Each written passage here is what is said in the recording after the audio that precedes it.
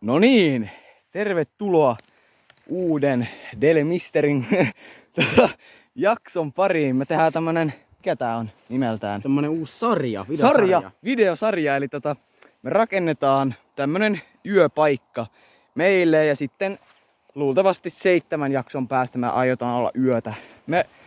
Me aina kuvataan päivän mittaan eri semmosia lyhyitä klippejä, missä me esitellään mitä me ollaan edistetty ja sitten liitetään ne aina yhteen jaksoon. Ja yhdessä jaksossa on ehkä 3-4 semmoista lyhyttä klippiä.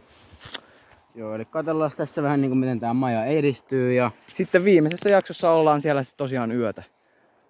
Joo. Noniin. Seuraakaa vaan, tulee sitä aina välillä ja... No niin, ollaan tekemässä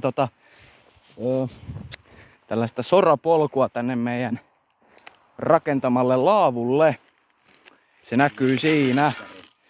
No bunkkeri, käydään kattoo vähän lähempää. Täällä on pieni polku, kun ollaan täällä jo ravattu aika paljon. Siinä alkaa olemaan, siinä on katto valmiina jo. Enää puuttuu seinät, siinä on paria puuta ja... Juu. Pattia pitää täyttää soralla. Tää on tosi hyvä Ui vitsi, tossa on monen kei.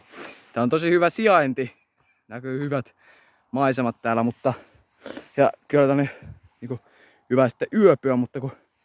Tää on tämmönen vähän jännä paikka, kun tässä on tämmöstä avaraa. Ja yhtäkkiä alkaa tuommoinen tiivis mettäraja. Ja sieltä ollaan kuultu sieltä aika paljon jänniä ääniä. Me ei oikein tiedä mitä ne on. Kun tuolla ei ole varmaan 2 kilsaa mitään. Mutta siellä aina kuuluu jonkinlaisia erityisiä ääniä. No niin, eli täällä olisi videolle jatkoa.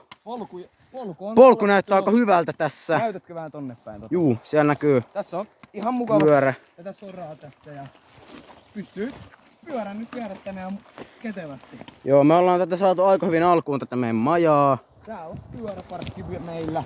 Juu. Tällä ettei nyt kukaan tuu varastamaan meitä. En tiedä miksi joku tulisi ryöstämään, mutta... Siellä on aika hienot näkymät. On kyllä. Sitten kun me nukutaan täällä, niin on jättä.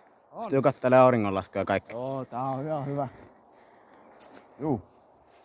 Tää näyttää hyvä. Kuvaillaan sitten lisää. Ehkä seuraavassa jaksossa. Seuraavassa jaksossa sitten nähdään varmaan seinien rakentelua. Seinien rakentelua ja ehkä puiden hakkausta. Kyllä. Noin.